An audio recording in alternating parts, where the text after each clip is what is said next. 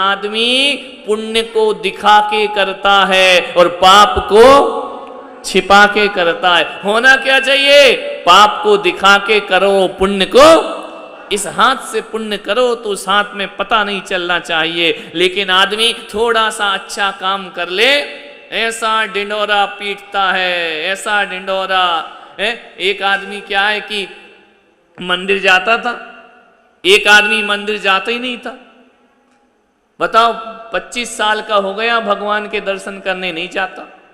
एक दिन उसने महाराज से नियम ले लिया, महाराज ने भी नियम दे दिया, भाई मंदिर जाने का नियम ले ले। उसने ले लिया नियम। महाराज बोले 1 साल का, वो बोले 1 महीने का। ऐसे ही चलता, आधा आहार तो इसी में निपट जाता है। महीना और 15 दिन और 1 दिन खींच तान के बड़ी कंजूसी से 6 महीने होते है ना। उसमें अभी बाहर की छूट और भीतर की छूट। कमाल है, आदमी की जिंदगी ऐसी है, कितना बारीकी से चलता है। ऐसा नहीं, ऐसा नहीं, ये प्रॉब्लम, वो प्रॉब्लम। अरे जिसको करना है वो 6 महीने जैसे करेगा, वो साल भर कर ले, उसमें क्या फर्क पड़ता है। लेकिन नहीं, 15 दिन से शुरू हो, 6 महीने तक ले दे के कोई मामला सलट जाए तो सलटा दो, आहार दो और बाहर चलो। उसने नियम ले लिया कि 1 महीने तक मंदिर जाऊंगा।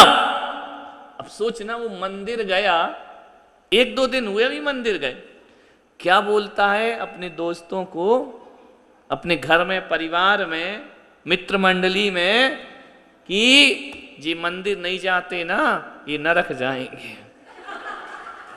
क्या बोल रहा है? कितने दिन हुए भाई मंदिर जाते हुए? 3 दिन। और किसको नरक भेज रहा है? इतने दिन से तू नहीं आ रहा, 24 साल से, तब तुझे नरक नहीं दिखा, आज मंदिर क्या आ गया, ये सारे के सारे लोग नरक। वाह रे आदमी की जिंदगी। 900 चूहे खा के बिल्ली हज को चली, थोड़ा बहुत कर लिया तो बोले ये सब नरक जाएंगे। आज आलू छोड़ दिए तो ये आलू खाने वाले नरक जाएंगे। अरे इससे अच्छा तो तू खाते ही रहता, उसको नरक तो नहीं भेजता। कहते दूसरों का अच्छा सोचो, कभी जीवन में बुरा।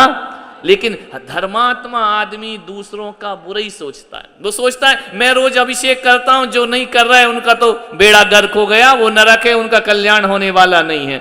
जब तक तू नहीं कर रहा था तब तक तेरे दिमाग में नहीं आ रहा था।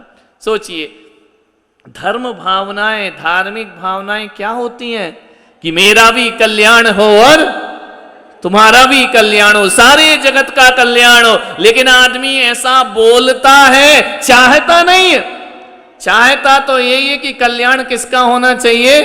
मेरा ही होना चाहिए, पड़ोसी के घर का सत्यानाश हो जाए। ध्यान रखना, ध्यान रखना। अपन जितना मीठा मीठा बोलते ना किसी की खुशियों में, अरे मुबारक हो, बहुत अच्छा, बड़ी खुशी हुई, तुम्हारे लड़के की नौकरी लग गई, भीतर तो क्या चल रहा है कि सत्यानाश हो, मैं इतने बड़े पद पे पहुंच गया।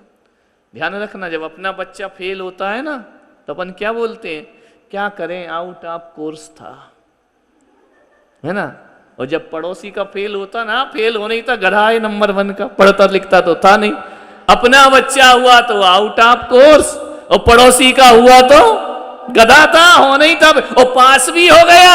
हमें मालूम है वो कैसे पास हुआ, नकल नकल करके पास हो गया। ये भीतर की जो जलन है ना, जो ईर्ष्या, देख दूसरों की बढ़ती को कभी ना ईर्ष्या, ये केवल भगवान को सुनाते हैं अपन मंदिर में जाके। ईर्ष्या भाव तो अंदर ही अंदर। पड़ोसी तो छोड़ो, घर के घर में ईर्ष्या भाव चलता है, घर के घर में चलता है। एक दूसरे के प्रति जेलसी, एक दूसरे के प्रति ईर्ष्या भाव। एक का धंधा ज्यादा चल जाए, एक का नहीं चले तो आग लग जाती है। देवरानी की साड़ी अच्छी हो और जेठानी की अच्छी ना हो तो ईर्ष्या भाव पैदा हो जाता है। होता है या नहीं होता है? बोलो ईमानदारी से, हो जाता है। तो फिर मंदिर में क्या बोलते हैं? देख दूसरों की बढ़ती को कभी ना ईर्ष्या भाव दो। बाहर तुम्हारा ईर्ष्या भाव। सोचना है कि हम कहते क्या है और होता क्या है, विचार करना है। मेरी भावना पढ़ ली, हकीकतें बताओ तुम्हारी भावना है। क्या लिखा उसमें टाइटल? लिखा किसने है? जुगल किशोर मुक्त, है ना, जुगल किशोर जी ने लिखा है। ये भावना किसकी है? बोल किसकी रहे हो? तेरी है ही नहीं, तेरी तो बिल्कुल इसकी विपरीत भावना है। जो लिखा उससे बिल्कुल उल्टा है हमारा। तो कहां से वो हमारी भावना होगी? दूसरे, यानी भावना में भी ईमानदारी नहीं है, वह भी दूसरों की चुराई हुई बोल दी ये मेरी। ध्यान रखना, धर्म को समझो, अपने जीवन को बदलना है, कल्याण करना है। दूसरों में ही हमारा समय जाता है, दूसरों में ही हमारा वक्त जाता है। वो ऐसा कर रहा, वो वैसा कर रहा, उसने ऐसा किया, उसने वैसा किया। उसको छोड़ो, समय कम है, अपने बारे में सोच। एक राजा था, उसकी आदत थी कि वह रोज रात को भेष बदल के जाता था प्रजा के दुख सुख देखने। रोज जाता था कि देखो तो अपनी प्रजा सही है नहीं। राजा ने थोड़ा हिलाया कि बाबूजी उठो, क्यों डले यहां? पता चला वो तो, हाँ सचिन तुम पहले भेजना, गया वो तो दुनिया से चला गया, मर गया वो। राजा ने कहा अरे भाई, कितने लोग आ रहे हैं जा रहे हैं, कोई भी उसको छूता? राजा ने कहा ये कैसा राज्य है मेरा कि एक आदमी सड़क किनारे तड़प तड़प के मर गया, कोई भी उसकी लाश की तरफ नहीं देख रहा। इंसानियत नाम की चीज नहीं है यहां। राजा ने लोगों से पूछा भाई ये मर गया है, इसे उठाते क्यों नहीं हो? अब लोग तो पहचान नहीं पाए कि ये राजा है। बोले अरे मर गया तो मर गया, बड़ा घटिया आदमी था। बोले घटिया आदमी? बोले हाँ। बोले दारू ये पिए, वेश्यागमन ये करे, सारे पाप ये करे, इसका ना कोई चरित्र था ना इसका कोई व्यवहार था, ये तो सबसे घटिया इंसान है, इसको हम हाथ नहीं लगाएंगे। कहते हैं कि राजा ने 2-4 घंटे देखा, कोई भी उसकी तरफ देखने वाला नहीं मिला। राजा ने कहा कोई बात नहीं। एक आदमी से कहा भाई इसको उठा के इसके घर तक पहुंचा दो। बोला अरे पापी आदमी, दुष्ट आदमी, इसको कहां पहुंचाएंगे, हम इसको छूने वाले नहीं है, ये तो सबसे बर्बाद आदमी है इस शहर का। राजा ने कहा भाई आदमी जो बर्बाद था वो तो चला गया, अभी तो बॉडी बची है, था तो इंसान, इंसानियत के नाते इसको उठा के इसके घर में पहुंचा दो। किसी ने नहीं सुना। राजा ने उठाया और उसके घर पहुंच गया। जैसे ही घर पहुंचा, पत्नी ने देखा अरे ये कौन आदमी मेरे पति को ऐसे उठा करके ला रहा है। उसने कहा कि बहन ये तेरा पति है? बोले हाँ। बोले गया। जैसे ही देखा तो दहाड़ मार करके रोने लगी, बहुत रोई बहुत रोई। राजा ने कहा यार पूरा गांव इसकी तरफ देख नहीं रहा है और पत्नी इसके लिए आंसू बहा रही है। पूछा कि भाई इतना दुख क्यों हो रहा? बोले मेरे पति है और इसके जैसा इंसान दुनिया में कोई नहीं हो सकता है। राजा को अब तो डाउट हो गया कि पब्लिक कह रही इसके जैसा घटिया आदमी कोई नहीं है और पत्नी कह रही कि इससे अच्छा कोई नहीं। राजा ने सोचा यार पत्नी की नजरों में चलो पति अच्छा ही होगा, पुराने जमाने का, आजकल तो होता ही नहीं अच्छा है ना। आजकल की पत्नी की नजरों में कौन सा पति अच्छा है? 24 घंटे शिकायत ही भरी रहती है।